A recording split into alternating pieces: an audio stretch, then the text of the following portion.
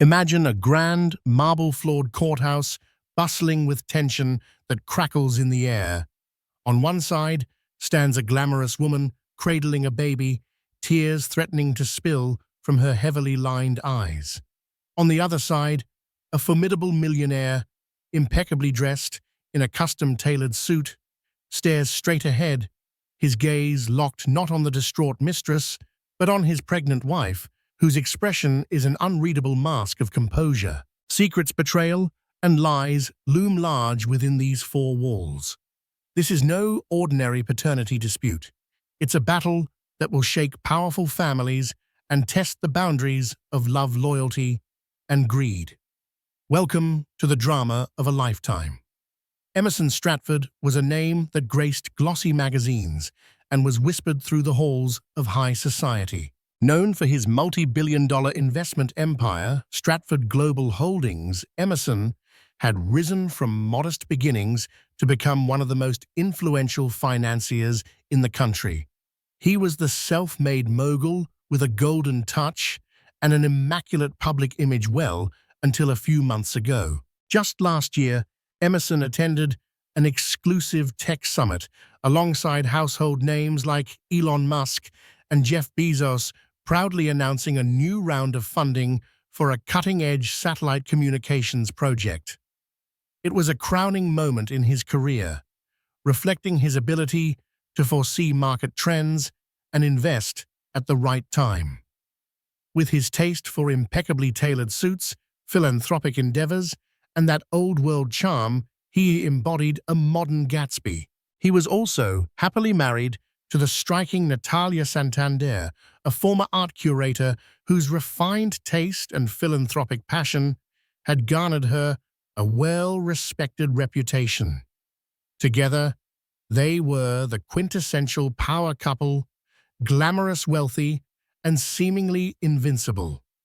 Their home sat on 10 acres of rolling countryside outside the bustling city, boasting a modern estate that blended sleek glass structures with carefully manicured gardens. Inside that estate, life ran with near-military precision. Caterers, maids, and security staff dotted the property like chess pieces on a well-organized board. Natalia had just discovered she was pregnant, news that spread elation through the staff and immediate circle of friends. Everyone expected that this baby would fortify the Stratford legacy for generations. But beneath the polished veneer of perfection lurked shadows, whispers of clandestine meetings, suspicious credit card charges, and a certain name that had begun to float through exclusive social gatherings: Marisol Hernandez. The rumor mill churned that Emerson had been seen more than once at upscale lounges and hotel bars in the city, always in the company of a statuesque brunette whose presence seemed anything but platonic. These were not just small whispers, but rumblings that threatened to tear the entire Stratford kingdom down. Natalia, despite her calm exterior, had a knot of dread tightening in her stomach each passing day. She trusted Emerson, or wanted to, yet she couldn't ignore the hush-hush gossip. The staff sensed the tension. Her personal assistant asked gentle, probing questions about whether everything was all right. Her driver noticed how tense her posture became each time they passed the city's glittering nightlife district. Emerson, on his part, assured Natalia that everything was fine, chalking up rumors to the public's fascination with powerful men. But behind his confident smile, a storm brewed, and both of them were about to face it. Such was their situation, a gilded life with hidden cracks, a fortress waiting for a single well-placed blow to crumble into scandal. Little did they know how close that blow was and how devastating it would be. The name Marisol Hernandez kept reappearing in Natalia's circle. One evening, over a lavish dinner at the exclusive Regal Harbor Club, a concerned friend leaned toward her and murmured, "Natalia, you know I would never want to hurt you. But we all heard about Marisol Hernandez. Is there any truth to it?" She tried to sound casual, but the worried crease on her forehead betrayed her concern. Natalia felt a flicker of anger surge through her. Marisol, who she asked, forcing a smile that didn't quite reach her eyes. She prayed her tone suggested disinterest, even though her heart hammered loudly in her chest. Her friend looked at her with pity, as if Natalia were the last person in the room to realize her own predicament. "Maybe it's nothing," she said, backtracking. "Just silly rumors." Yet the words lingered between them, heavy with implication. Later that night, Natalia confronted Emerson in their gilded master suite. Above them hung an original painting by a renowned modern artist, an abstract swirl of blues, golds, and angry reds. It seemed to echo the turmoil Natalia felt inside. "Who is Marisol Hernandez?" she asked bluntly, trying to steady her trembling voice. She stood by the window, arms crossed protectively over her stomach, which had just started showing a subtle curve. The baby inside her was the reason she was fighting so fiercely to preserve their life together. Emerson paused, loosening his tie with a hint of irritation. "Why does that name matter?" he countered. "You know how these social circles feed on innuendo. Ever since we announced your pregnancy, tongues have been wagging about everything from how I run my business to who I might be meeting over lunch. It's absurd." His dismissive tone both relieved and frustrated her. She wanted more than simply, "It's absurd." She wanted clarity. "Emerson, I just want the truth. Are you having an affair?" The question was out before she could second-guess it, and the tears pooled in her eyes before she could blink them away. He sighed, stepping toward her with arms outstretched. "Come here," he whispered, pulling her gently into his arms. "I love you. I want our family. I would never do that to you." His voice was calm, practiced, like someone who'd soothed many anxious investors with winning words. She let herself believe him, if only to protect her still fragile sense of security. All seemed well for a moment. Yet late into that night, Natalia lay awake staring at the ceiling as moonlight streamed through the expensive drapes. A nagging sense of unease crept in, fueled by the memory of countless half-smiles and side glances at social events. The name Marisol haunted her mind. If it was nothing, why was everyone talking about it? Natalia tried to quell her concerns for the sake of her unborn child. She forced herself to trust Emerson's words. But trust is fragile, and what followed would shatter it irreparably. Exactly 2 weeks after that tense conversation, the first blow landed on their doorstep in the form of a thick envelope addressed to Emerson. It was delivered by a no-nonsense courier in a plain black suit who demanded a direct signature. The staff, unsure of the contents, passed it to Emerson the moment he returned from a corporate lunch meeting. Inside was a summons to appear in court. Natalia only learned about it when she discovered the letter in Emerson's study, half hidden beneath a pile of unread business documents. Reading the legal jargon, she felt her heart drop to her stomach. Paternity suit, filed by Ms. Marisol Hernandez. The words practically jumped off the page like barbed hooks tearing at her illusions. She confronted Emerson the moment he walked into the study that evening, brandishing the summons like a weapon. "What is this?" she hissed. A swirl of emotions, betrayal, hurt, fury, darkened her usually composed features. Her voice trembled, but a certain steel laced her tone. Behind her, the golden glow of a late sunset cast long shadows, heightening the drama in the spacious room. Emerson looked stricken for a brief second. For the first time since Natalia had met him, he appeared truly shaken. The color drained from his face, and his polished demeanor faltered. "Nat, I can explain," he murmured. That one phrase told her all she needed to know. He had lied. Natalia erupted. "Explain? So you do know Marisol?" There is a baby. Why did you lie to me? Each question spewed out like a bullet, her voice breaking under the weight of betrayal. Emerson closed his eyes, inhaling deeply as he tried to gather himself. I never wanted this to happen, he began, his voice raw. I had a lapse in judgment. One mistake. I ended it months ago, but she says the baby is mine. And now she's suing me for paternity and child support. You told me nothing was going on, Natalia said, tears streaming down her face. You made me look like a fool, especially now that I'm pregnant with our child. His gaze flickered with shame. I was scared. I hoped she'd disappear, that the rumors would die down. I didn't think she'd go this far. I'm sorry. But sorry felt hollow. All Natalia could see was the ruin of the life she had tried so carefully to believe in, her marriage reduced to illusions. She clutched her stomach, acutely aware of the new life growing inside her. The heartbreak of discovering she wasn't Emerson's only priority was devastating. Still, a part of her clung to the hope that maybe, just maybe, this child wasn't his. Perhaps Marisol was lying for money. Perhaps it was a scam they could verify with a paternity test, right? Yet the hardest pill to swallow was that Emerson hadn't been honest, and secrets once revealed tend to devour everything in their path.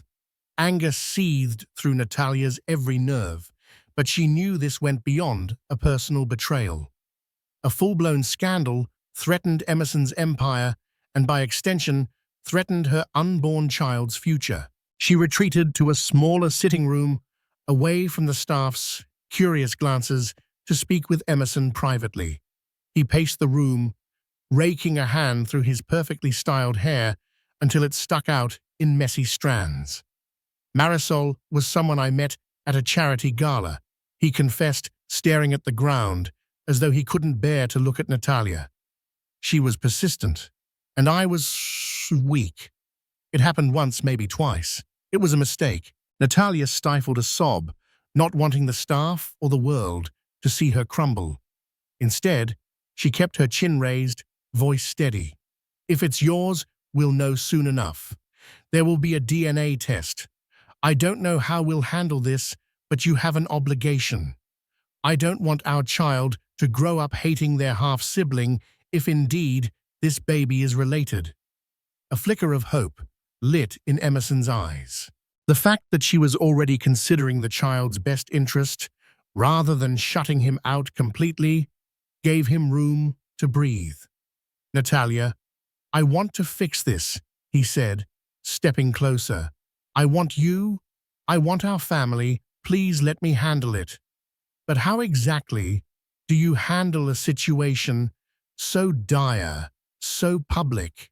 The lawsuit demanded a paternity test and a substantial amount of child support if proven true. For Marisol, it was an all-or-nothing approach. She was done with backdoor negotiations and hush money. She wanted her baby recognized.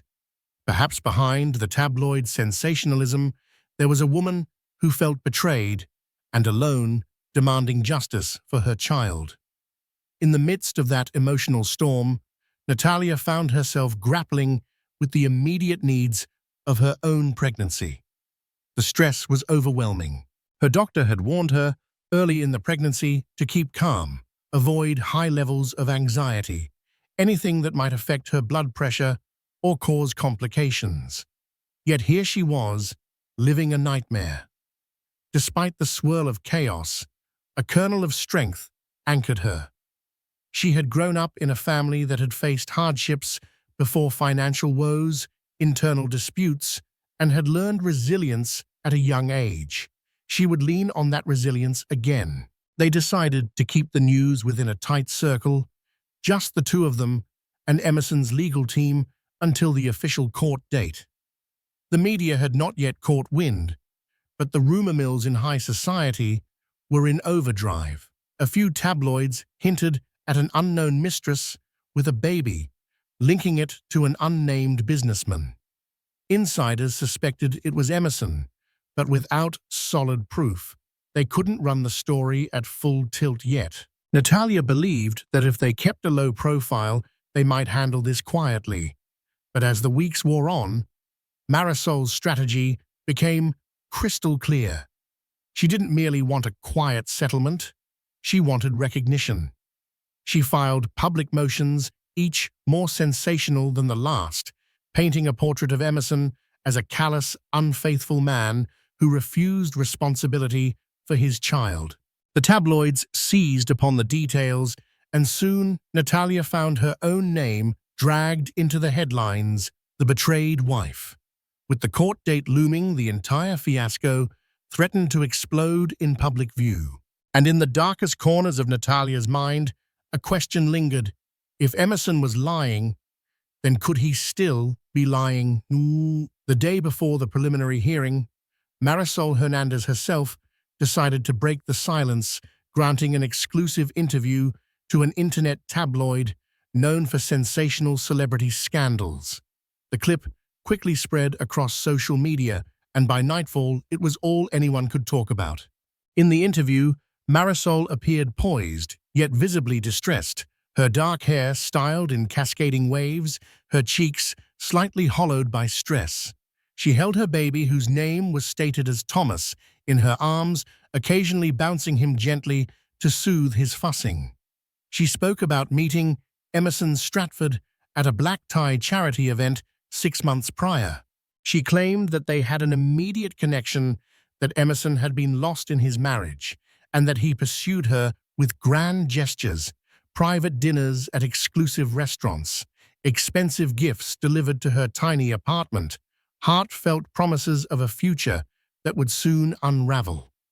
She then offered proof in the form of screenshots of text messages, allegedly from Emerson, romantic overtures, and affectionate words complete with photos of him at his office.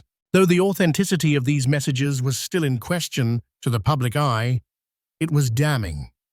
Marisol concluded her interview with tears staining her cheeks. "I'm not here to destroy his marriage. I just want what's fair for my child. Thomas deserves his father, and if Emerson won't take responsibility willingly, the court will make him." Suddenly, Marisol was no longer just a rumor. She was a real person, with a face, a voice, and a baby in her arms, an innocent child caught in a vicious crossfire. Public opinion, which had briefly waffled in defense of Emerson, after all, he was a well-known philanthropist, shifted dramatically. They now saw a single mother, heartbreakingly vulnerable, pitted against a powerful man who had on the surface chosen to hide behind wealth and influence. That evening, Natalia watched the interview on her iPad, huddled in bed. She felt nauseous tears burning at the corners of her eyes. She sensed a wave of sympathy for Marisol, which tore at her from inside. It felt as if the entire world had turned against her husband, labeling him a cheater and a deadbeat father. And while she had every reason to be furious at him herself, there was also a flicker of empathy for him. Emerson was her husband, and she knew him better than the tabloids did. Even in betrayal, she couldn't reconcile the man she loved with the heartless cad painted on the screen. Across the room, Emerson stared at his phone, reading a torrent of messages from his publicist attorneys and old friends. Accusations and sensational headlines thrived. The board of Stratford Global Holdings was furious about the negative press, worried it would scare investors. Their fortune might withstand a scandal, but their reputations and that intangible currency of trust were at risk of collapsing. Natalia set the iPad aside and looked at Emerson. "Did you send those texts?" she asked, in a voice barely above a whisper. He rubbed a hand across his forehead. I sent some messages. Not exactly like that, but yes, I made mistakes. She's twisting the context, though. She was the one always texting, always pushing. I never promised her anything long-term. I never wanted a relationship." She sighed, feeling that painful mix of anger and pity once again. She's painting you as if you did. Doesn't matter what the truth is, the public already thinks you're guilty. And tomorrow, you'll have to face her in court." Emerson nodded, looking more human than ever vulnerable, apologetic. For a moment, Natalia caught a glimpse of the man she'd married, the ambitious dreamer, the one who was fiercely devoted to her in the early years. A pang of nostalgia and hurt pierced her heart. She was pregnant, anxious, and at odds with a woman she had never met, a woman claiming to share motherhood with her courtesy of Emerson. Tomorrow, the court hearing would force them all into the same room, and the stage was set for a collision that would resonate far beyond the marble corridors of the courthouse. Courtroom 7C of the downtown courthouse was packed. Spectators, press, and onlookers crammed into the rows of benches, eager for a glimpse of one of the year's most sensational paternity suits. The ceiling was high and ornate, its murals depicting scenes of justice overshadowed by the raw tension in the air. On the left side, Emerson Stratford sat with his high-powered legal team. He wore a charcoal grey suit, his expression stoic, but those closest to him could see the faint lines of stress etched around his eyes and mouth. Next to him, Natalia, visibly pregnant, her slender figure replaced by the gentle swell at her midsection, sat with her own quiet dignity. She wore a conservative but elegant black dress, her hair pulled back in a low chignon, as if she refused to allow spectacle to overshadow her presence. More than anything, she wanted to witness the truth come out, no matter how painful it might be. On the right side, Marisol Hernandez sat cradling baby Thomas in her arms. She had a sympathetic face, soft features, and wide eyes that gleamed with tears. Her attorney, a passionate women's rights advocate, made it clear that they were there to ensure Tomas received recognition and support. Periodically, Marisol glanced over at Emerson, her gaze equal parts longing and resentment. When the judge, an older man with a reputation for fairness, took the bench, the room fell silent. He skimmed through the paperwork, then cleared his throat. "We're here to address matters related to the paternity of Thomas Hernandez and the plaintiff's request for child support and acknowledgement. Let's proceed with the preliminary arguments." Marisol's attorney spoke first, weaving a narrative of a woman wronged. Marisol has come forward in good faith. She has provided evidence of a relationship with Mr. Stratford, and we have reason to believe he is the father of her child. We request an expedited DNA test and immediate financial support for necessary child-rearing costs. Next, Emerson's lead counsel, a steely-eyed litigator named Marion Kingsley, rose. "We do not deny that Ms. Hernandez and Mr. Stratford were acquainted. However, we contest the child's paternity and demand a court-supervised DNA test. Until the results are conclusively established, any interim support remains premature." The judge nodded. "In these cases, a DNA test is standard procedure. We will order it. Once we have the results, we can address child support." At that moment, Marisol stood up, surprising her own attorney by taking the floor. With baby Thomas in one arm, she pointed her free hand at Emerson. "I'm not here for money alone. I'm here because you made promises you never intended to keep.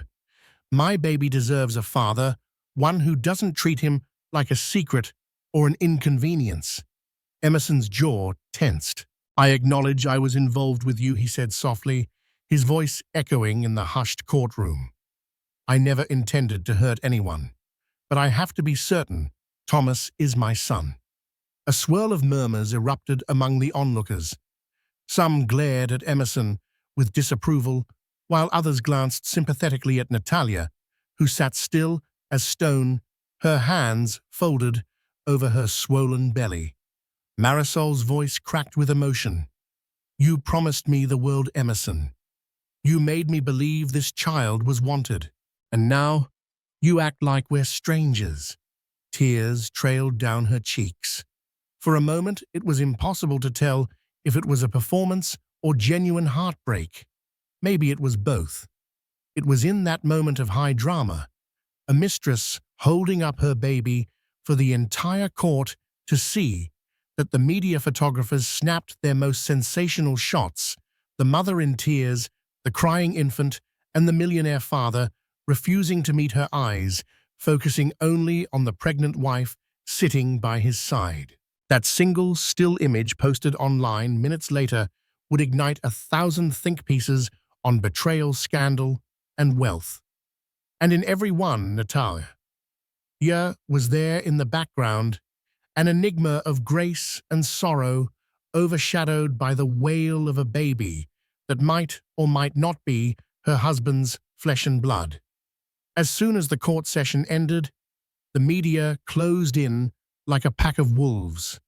Shouts of Mr. Stratford, "Do you admit to fathering the child?" and Mrs. Stratford, "How do you feel about your husband's affair?" bombarded them. Security scrambled to keep the crowd back, while Emerson and Natalia moved to the black SUV idling outside. Natalia felt suffocated by the flashing cameras and outstretched microphones. All she wanted was to get home, shut the door, and try to breathe. She kept her head down, refusing to answer any questions. Her silence only fueled the frenzy, fueling speculation that she was either in denial or secretly enraged. The tabloids would run wild with their own narratives soon enough. Once inside the car, Emerson reached out for her hand. She hesitated, then let his fingers intertwine with hers. In that moment, she recalled the vow they had made in sickness and in health, for better or for worse. This certainly qualified as the worst part. She hated him for betraying her, but part of her still longed for the man she believed he could be, the man she once trusted implicitly. It's just a few more weeks until the DNA test confirms everything, Emerson muttered, as if reciting a mantra to calm himself. Then we can decide what comes next. Natalia stared out the window, watching city lights blur past. The car sped through traffic, heading toward the sanctuary of their estate. But she knew there was no real escape from the scandal. The news was already viral. No matter how sophisticated their security, the press would continue prying into their lives, especially now that an adorable baby was involved. "Emerson," she began softly, "what if the child is yours?" He swallowed hard, his throat bobbing above the crisp collar of his shirt. "Then, we'll do what's right. I won't abandon my child, but I can't abandon you either, or the baby we're having." She nodded, tears stinging her eyes at the complexity of it all. They were about to be parents, potentially, to 2 babies. The future she had dreamed of, a snug family of 3, with quiet nights reading by the fireplace, was colliding with a new reality that included a mistress, a second child, and a humiliating media circus. By the time they arrived at the estate, Natalia felt drained. She retreated to her bedroom, noticing how every staff member's eyes flickered with curiosity or pity. She locked the door behind her, sank onto the bed, and let the tears flow. She cried for herself, for her unborn child, for the heartbreak that had shattered her marriage. Outside, night enveloped the mansion, thick with unanswered questions. Meanwhile, Marisol retreated to her own small apartment on the other side of the town. She tucked baby Thomas into a second-hand crib and sank onto a futon, exhaustion lining her features. Regardless of how she was portrayed, she believed she was fighting for her son's future. Her phone buzzed with messages, some supportive, some vicious, calling her a gold digger. She scrolled through news sites featuring her tearful face in the courthouse, analyzing how it might affect public sympathy. A wave of loneliness washed over her. She was a single mother embroiled in a battle with one of the most powerful men in the country. Right or wrong, she felt she had little choice but to fight. Somewhere in the city lines were drawn. Emerson, Natalia, and Marisol were entangled in a web of heartbreak and ambition with two innocent babies, one already here, one on the way at the epicenter. Each adult fought for security, justice, love, or simply peace. As the next court date approached, the tension only escalated. Everyone wanted a resolution. No one wanted to face what it might cost. In the weeks leading up to the DNA test, both camps sought to strengthen their positions. Emerson's legal team worked tirelessly to gather any evidence that might undermine Marisol's credibility. They questioned her background, finances, and even her dating history, hoping to find a pattern that would point to a possible paternity con. Meanwhile, Marisol's attorney rallied women's advocacy groups to her cause, painting her as an underdog taking on a monolithic corporate titan. Enter Phoebe Locke, a high-profile society columnist with a penchant for scandal. She was known to have exclusive sources in every corner of the elite world house, staff, corporate insiders, and even disgruntled ex-lovers. One morning, a salacious piece published under her byline stated that Emerson Stratford had allegedly paid for Marisol's upscale apartment and a new car, fueling speculation he had more than a fleeting affair. Emerson was livid when he read the article. "That's false," he insisted to Natalia over breakfast. "I never paid for her apartment or car. She must have had some other sponsor or saved her own money." Still, the damage was done. Public perception veered further against him. Natalia, fighting her own emotional battles, made a decision she needed to bolster Emerson's image or risk losing everything they had built. She quietly reached out to an old acquaintance, Julia Weinstein, a skilled PR consultant, known for steering celebrities and CEOs out of hot-water controversies. Natalia and Julia had crossed paths in the art world, where Julia curated events and built brand images for philanthropic galas. Now, Natalia needed her expertise to manage the crisis swirling around her husband. Julia agreed to come aboard, cautioning, "This is going to be messy. We'll need a multifaceted approach: philanthropy, public interviews, endorsements from respected figures."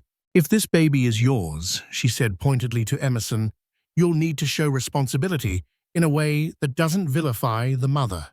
If it's not, you'll need hard evidence to stop these allegations cold." The next day, while meeting with Julia in Emerson's office, Natalia watched as business associates contacted him with growing unease. Some threatened to sever ties if negative publicity continued. Others were sympathetic, but warned they had shareholders to please. Emerson displayed a stoic front, but Natalia could see cracks forming in his composure. The man who once thrived on confidence and vision was reeling from the potential collapse of his professional standing and possibly his marriage. Meanwhile, Marisol found an unlikely ally in a social worker named Carmen Diaz, who worked at a local women's center. Concerned about Marisol's financial stress, Carmen offered legal support, emotional counseling, and a place to stay if things ever got rough. Though Marisol wasn't destitute, she had some savings. She appreciated the moral support. Carmen believed her story, believed that a woman shouldn't be left alone with a baby while the father lived in a palatial estate. Marisol, swayed by Carmen's compassion, felt more resolute than ever. She wouldn't settle for hush money or silent recognition. She wanted the father of her child to be publicly accountable. Yet beneath Marisol's determination lay a twinge of guilt. She'd once truly believed Emerson might leave Natalia for her. But as she saw him with Natalia in court, supporting his pregnant wife without glancing her way, she recognized the depth of her own naivety. Anger and heartbreak co-mingled inside her, fueling her fight for Thomas's recognition. All the while, tabloids documented each move, each statement, each rumor. The storyline had become a national obsession: Millionaire's mistress versus the loyal wife. No matter how each side spun it, the heartbreak and the underlying tragedy were evident to anyone who looked deeper. A small child was caught in this maelstrom, and another child was on the way. The stakes could not be higher. The day the DNA results arrived was as ordinary as any other, a bright, sunny morning that belied the tension weighing on everyone involved. Emerson had just entered a conference call when his lawyer phoned, summoning him to the law firm's office. Natalia insisted on accompanying him. She needed to know once and for all if her unborn baby's half-sibling was real. They entered the sleek, high-rise building that housed Kingsley and Associates. The law firm's decor was a testament to power and affluence: mahogany tables, leather-bound legal volumes, floor-to-ceiling windows offering a panoramic view of the city. Tense silence filled the corridor as they were led to a private conference room. Inside, Marion Kingsley waited with a sealed envelope. Marisol and her attorney arrived moments later, baby Thomas in tow. Natalia found herself glancing at the infant's face, tender, delicate eyes, big and bright. She couldn't help but wonder if those features bore any resemblance to Emerson. No one spoke. Marion opened the envelope with a letter opener, the rip of paper amplified by the stillness. The entire room seemed to hold its breath. Marion skimmed the contents, eyes flickering with an emotion that was impossible to read. Then she delivered the news with clinical detachment. The tests confirm a 99.9% probability that Emerson Stratford is the biological father of Thomas Hernandez. Marisol exhaled a shaky breath. Relief mingled with triumph. Tears of vindication welled in her eyes. On the opposite end of the spectrum, Emerson blanched, his jaw tightening as he struggled to maintain composure. Natalia felt the final blow of heartbreak. She closed her eyes momentarily, letting the truth settle like an anchor in her chest. Baby Thomas began fussing, perhaps sensing the intensity in the room. Marisol rocked him gently, pressing a kiss to his forehead, as if to say, "It's going to be okay now." In that moment, Natalia had an odd realization: this was not the baby's fault. He was as much a victim of circumstance as she was.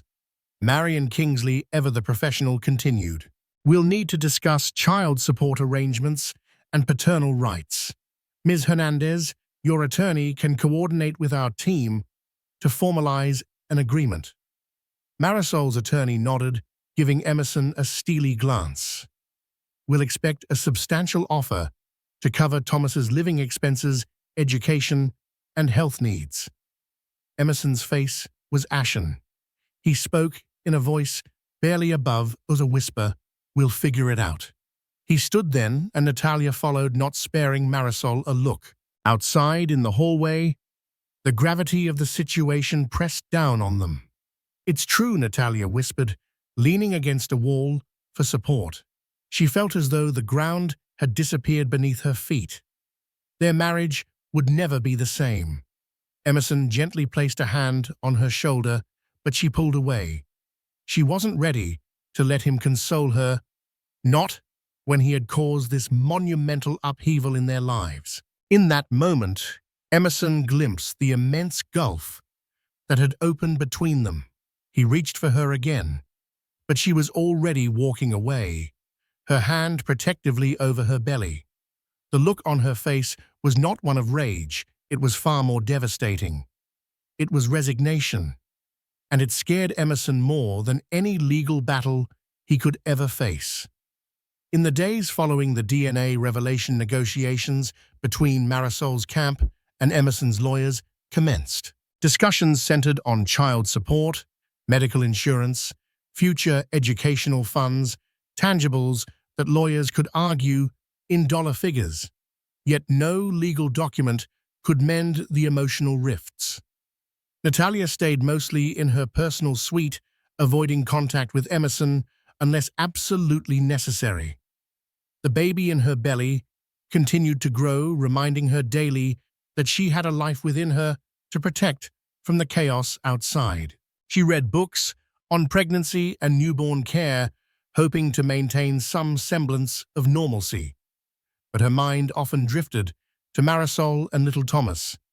Would she be able to accept this child in their lives? The question tormented her, overshadowing the excitement she once had for her own pregnancy. One evening, as sunset dyed the sky in streaks of pink and orange, Emerson knocked softly on Natalia's door. When she opened it, she saw a weariness in his eyes that mirrored her own. "Can we talk?" he asked, voice heavy with remorse. She nodded, stepping aside so he could enter. They sat on opposite ends of a velvet chaise, an invisible canyon between them. He finally broke the silence. "I know there's no excuse for what I did, but I want to fight for us, for our baby. I love you." Natalia's eyes flickered with pain. "If you loved me, why did you betray me?" Emerson ran a hand through his hair, exhaling shakily. "I was stupid, selfish. I was flattered by Marisol's attention, and I felt unstoppable. It was never love. But I can't change the fact that Thomas is my son." She pressed her lips together. "So what do we do now? Are you going to be a father to him?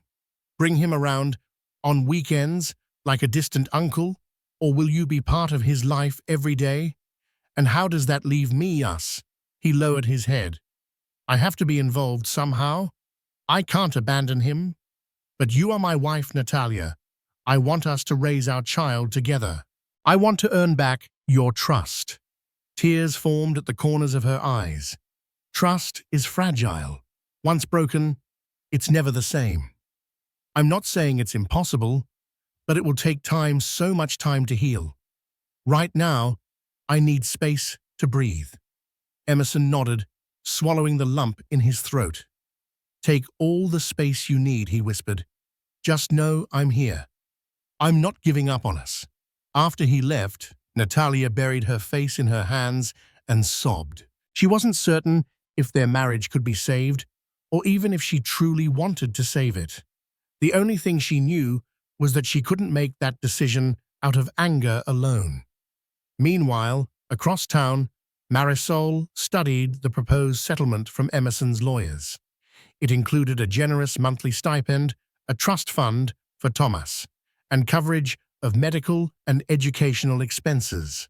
Her attorney found it fair, but Marisol lingered on a clause that limited her public statements about the affair. "Is this hush money?" she asked, her brow creasing.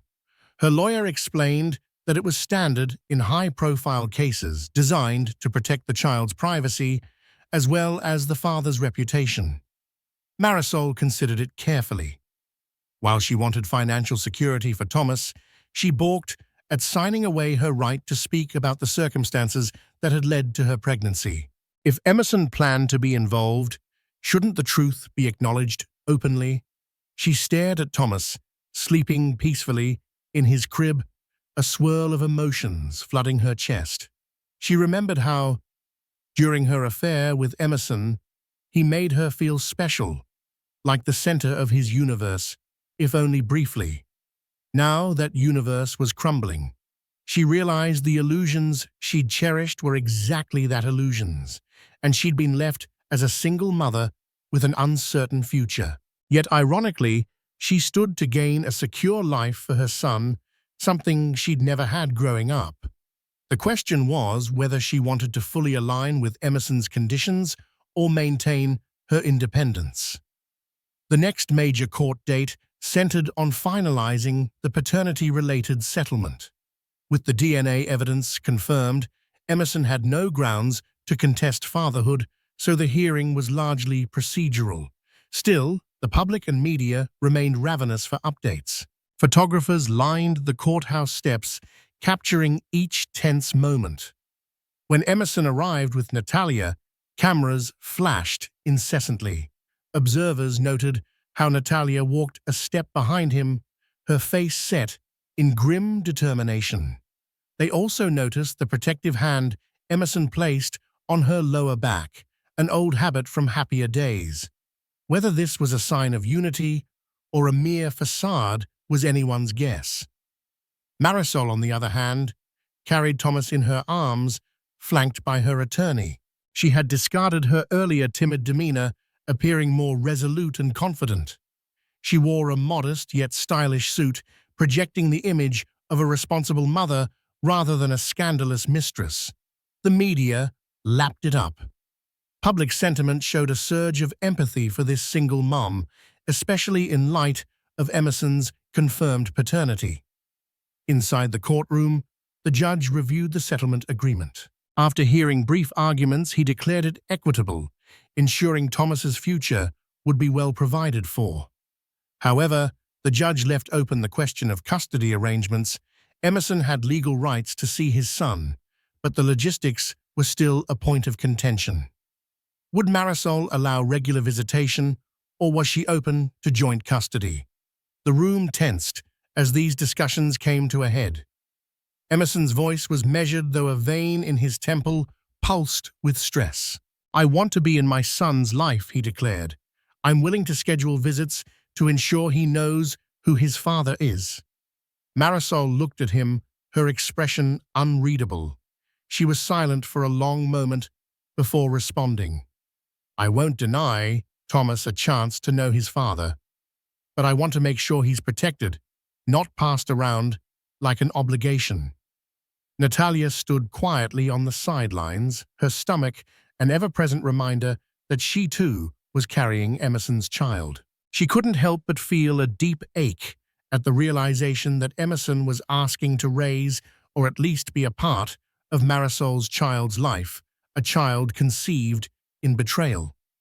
Ultimately, they reached a tentative agreement. Emerson would have scheduled visitations, supervised initially, to ensure stability. Should the arrangement prove beneficial for Thomas, they could move to more flexible co-parenting terms in the future. When the hearing ended, the media frenzy reignited outside. Emerson offered a brief statement: "I accept responsibility for my son, and I'm committed to providing for him. I ask for privacy during this time as my family, and I focus on healing." He glanced at Natalia, who remained silent at his side. Marisol then stepped forward, baby Thomas in her arms, addressing the cameras with surprising composure. "All I want is the best for Thomas. I hope Mr. Stratford will uphold his promise to be a good father." The snapshots that flooded social media and news sites later that day were heart-wrenching. Marisol holding her baby close, tears glistening in her eyes, while Emerson stood at a distance with Natalia, who gazed off into space. The headlines read, "The mistress's baby triumphant," but what about the wife's unborn child? Weeks passed, marked by a sense of uneasy calm. Legalities had been addressed. Thomas was legally recognized as Emerson's son, and a structured child support plan was in place. Yet life outside the courtroom was where the real drama began, and healing, if it was possible at all. Emerson moved into a separate wing of the massive estate, giving Natalia the time and space she needed. Their interactions were polite but cautious, like strangers who knew they shared a complicated history. Emerson threw himself into his work, attending back-to-back board meetings, orchestrating new deals, and traveling to maintain investor confidence. During these business trips, he also discreetly visited Thomas, trying to form a bond with the infant who shared his DNA. The first time he held his son outside a clinical environment, tears pricked his eyes. He felt both guilty and awed by the small life he had helped create. Marisol, meanwhile, settled into a new routine. She used part of the settlement to move to a safer neighborhood, enrolling in night classes to eventually earn her degree. She was determined to not just rely on Emerson's money, but to create a stable future for herself and Thomas. Though she had once fantasized about being a permanent part of Emerson's life, those illusions were long gone.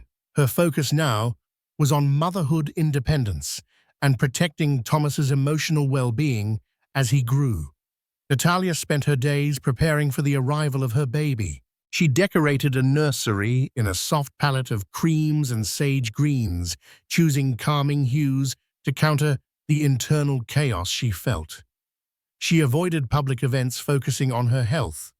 In rare moments, she found solace in quiet walks through the estate gardens where the chatter of the staff and the glare of cameras couldn't reach her. Still, she was haunted by what-ifs. Could she and Emerson ever rebuild trust?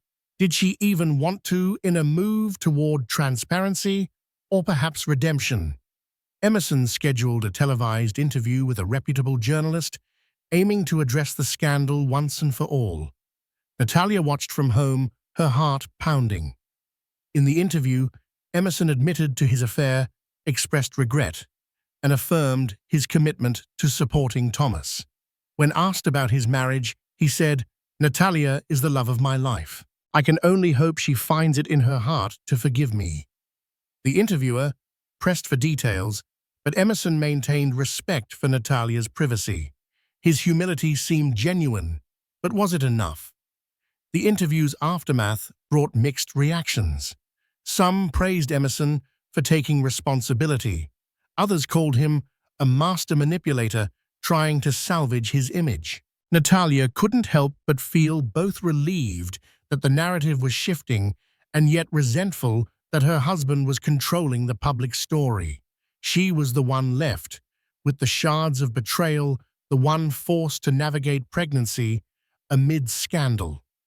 One night, after reading a pregnancy guide under the soft glow of a bedside lamp, Natalia felt a sudden pang. She winced, placing a hand on her belly, realizing she'd experienced her first contraction-like cramp. Fear spiked through her. Was it too soon? She was only 7 months along. Anxiety soared. She curled up on her bed, tears pricking her eyes. Stress is dangerous for a pregnancy, the doctor had warned, and she'd been living on the edge for months. The clock ticked, echoing the tension in her chest. She knew that any medical emergency would thrust her back into Emerson's arms, if only out of necessity. But was that what she truly wanted? Or was there another path forward, one that might lead to healing? But perhaps apart from him, only time and the impending arrival of her baby would tell. 2 weeks before her due date, Natalia jolted awake, pain searing through her abdomen. Labor had started early. She gritted her teeth and reached for her phone with trembling fingers, calling Emerson. He burst into her room minutes later, panic written across his face. "Hospital," she gasped, clutching her belly. Without hesitation, he carried her to the car. The ride was a blur of contractions, shallow breaths, and whispered reassurances. At the hospital, doctors confirmed early labor, but not dangerously so. Emerson refused to leave her side. He held her hand through every contraction, wiped her tears, and whispered that everything would be okay. Hours later, a cry pierced the air. Their daughter had arrived. Natalia, exhausted and teary-eyed, held her baby for the first time. In that moment, all the scandal, the betrayal, the courtroom drama, everything faded. She looked at Emerson, who stood speechless, tears slipping down his cheeks. For a fleeting instant, they weren't a fractured couple. They were parents welcoming new life. Later, as Natalia rested, Emerson stepped into the hallway to make phone calls. She watched him through the glass, wondering what kind of father he'd be. Then she turned to her daughter and smiled softly. This baby, this moment gave her clarity. She didn't need to decide the future of her marriage tonight, but she could choose love for her child and maybe someday for herself again. When Emerson returned, she offered a small, tentative smile. "Come meet your daughter," she said gently. And just like that, in a quiet hospital room, they chose hope fragile, uncertain, but real. News of Natalia's early labor exploded across headlines. Millionaire's wife gives birth amid ongoing scandal. Paparazzi camped outside the hospital, snapping photos of Emerson, Natalia's parents, and 2 days later, even Marisol. Marisol's visit was quiet and unexpected. Holding baby Thomas, she found Natalia's room and hesitated at the door. Emerson wasn't there. Just two women, two mothers facing each other without judges or lawyers. "I heard you had the baby," Marisol said softly. "Congratulations." Her eyes fell on the sleeping infant full of quiet wonder. "Thank you," Natalia replied, voice guarded but calm.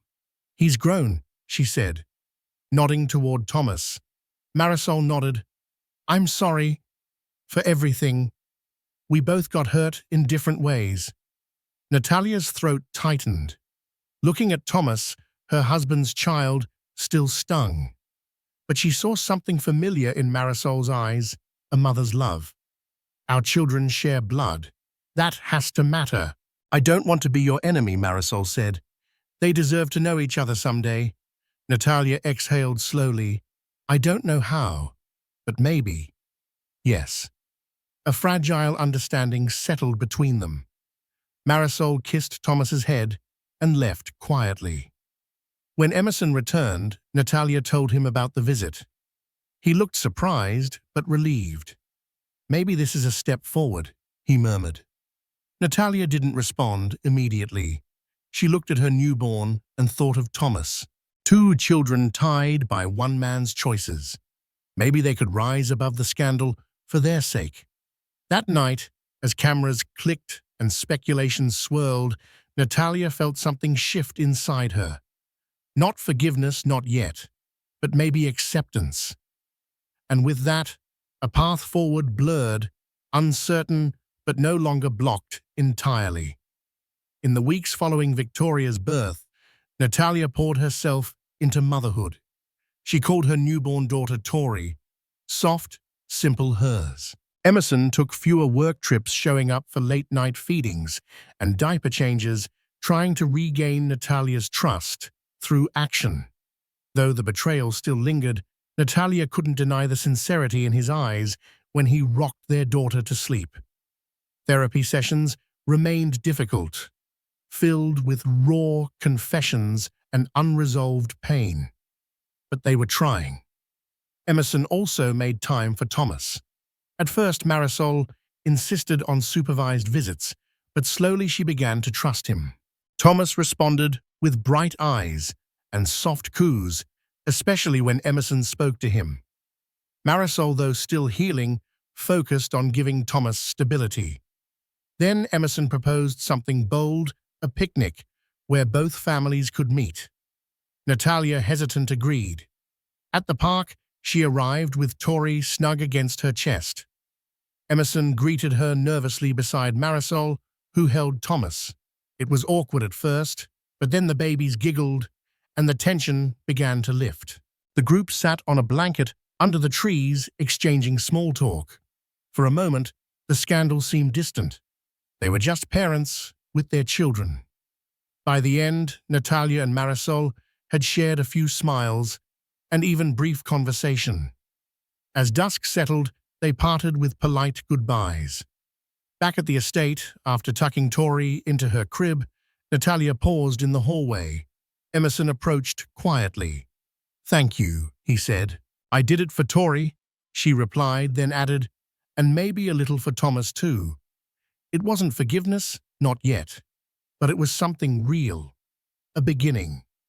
Months later, the media circus had quieted.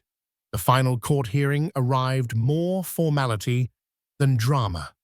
Emerson, Marisol, and Natalia sat in the same courtroom one last time as the judge finalized custody terms and closed the case.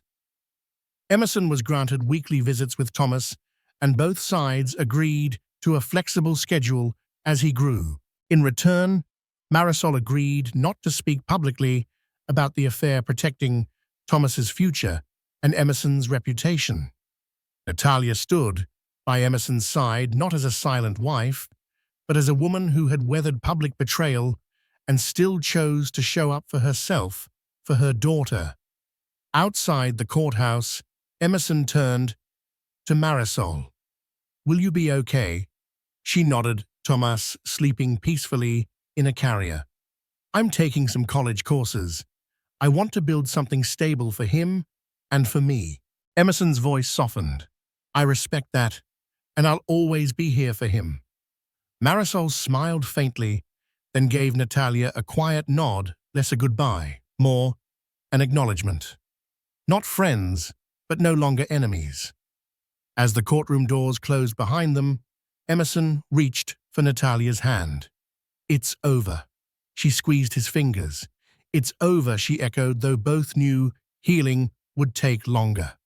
Flashes from waiting photographers greeted them as they exited. This time, Natalia didn't flinch. She held her head high, not as a victim, but as a woman who had faced the storm and chosen her path forward. Yes, the mistress had brought her baby to court. Yes, the millionaire had looked away for too long. But now he looked at both his children and at the woman who had never stopped carrying the weight of truth. It wasn't the life they planned, but it was real, and it was theirs to rebuild. Every family has secrets, every relationship its trials, but true resilience is found in facing the hardest truths head-on. In the end, Emerson learned that wealth and power can't replace integrity or mend a broken heart. Natalia discovered a reservoir of inner strength that guided her through betrayal, heartbreak, and the birth of her daughter. And Marisol, once dismissed as the scheming mistress, emerged as a protective mother determined to stand on her own feet. Their journey was a testament that life can be messy and painful, yet it can also offer second chances. If you found yourself moved by this story, by the lies, the drama, the hope, don't forget to like, share, and subscribe to our channel. Help us bring more riveting stories to light, because in every scandal, beneath every headline, there's a human heart searching for redemption and the courage to keep going. Thank you for watching.